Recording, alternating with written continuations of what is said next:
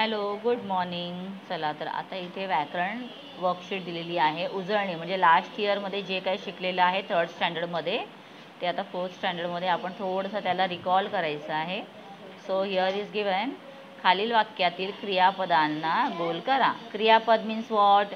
तर क्रियापद म्हणजे काय? वर्ब्स. जी इंग्लिश मिडियमची मुलं आहेत त्यांनासुद्धा कळेल. वर्ब. ओके. चलो नाव टेक आउट रीडिंग बुक. आता नेहा खेळताना पडली, तर क्रिया कोणती आहे? पडणी. पडल्याची क्रिया आहे ना, म्हणून ती पडली. आकाशात पक्षी उडत होते, तर कोणती क्रिया आहे? उडणे, म्हणून उडत होते क्रिया. नंतर माझी आई खूप काम करते, करण्याची क्रिया, म्हणून इथे काय येणार? करते. शहरात खूप गर्दी आहे, काय आहे? गर्दी आहे ना, तर आहे ही क्रिया, असण्याची क्रिया. बाबा आज ऑफिसला लवकर गेले, गेले जाण्याची क्रिया. एक होता राजा. आता याच्यात काय केलेलं आहे माहिती आहे? तुम्हाला कन्फ्यूज केलेला आहे. होता जे आहे आपण कसं म्हणतो? एक राजा होता, पण इथे मुद्दाम उलट दिलंय. एक होता राजा, मग होता काय आहे? म्हणजे असण्याची क्रिया. होता म्हणजे ही असण्याची क्रिया. पुढील वाक्यात कंसातील योग्य विशेषणे घालून वाक्य पूर्ण करा. आता काय दिलंय बघा इथे ब्रॅकेटमध्ये.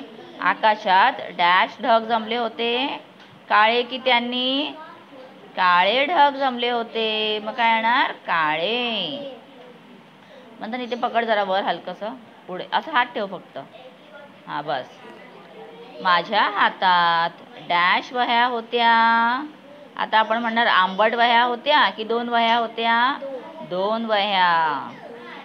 डॅश आंबा मला आवडतो, गोड आंबा की त्याचे आंबा? गोड आंबा, म्हणून गोड लिहायचं. मग ते काय आहेत? सगळे विशेषण. त्याला आपण इंग्लिशमध्ये म्हणतो ॲडजेक्टिव्ह. ओके, चलो नाव नेक्स्ट.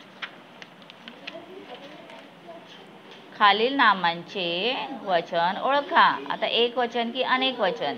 मासा एक वचन, एकच मासा आहे, आणि त्याचं बहुवचन अनेक वचन कसा होणार? मासे. मग मासे लिहायचं नाहीये, फक्त लिहायचं एक वचन. मुली अनेक वचन, खूप साऱ्या मुली. पाने अनेक वचन, फळे अनेक वचन.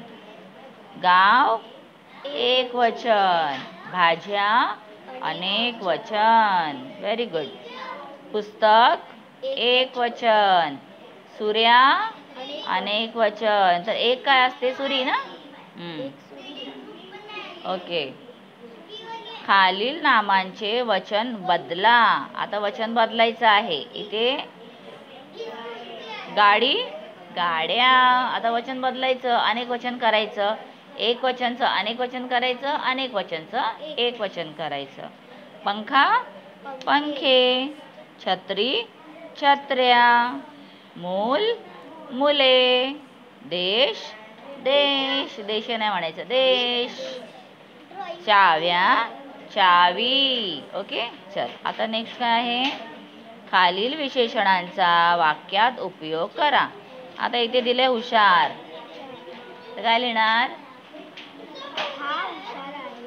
नाहीतर मग आपण एखाद्याचं नाव लिहायचं. राम हा हुशार मुलगा आहे, हुशार मुलगी आहे. पिवळा माझा आवडती रंग आहे. मग असं लिहिताना कसं लिहिणार? माझा आवडता रंग पिवळा आहे, माझ्याकडे पिवळ्या रंगाचा फुगा आहे. झाडात पिवळ्या रंगाची फुलं आली आहेत. कलर नाही म्हणायचं, रंग.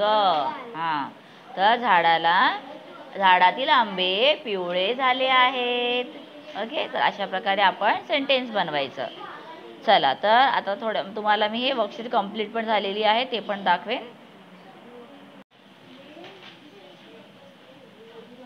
नाहीतर ना मग काही जण विचारतात. हो, मग आन्सर्स पण आता त्यांना कळले ना बघू.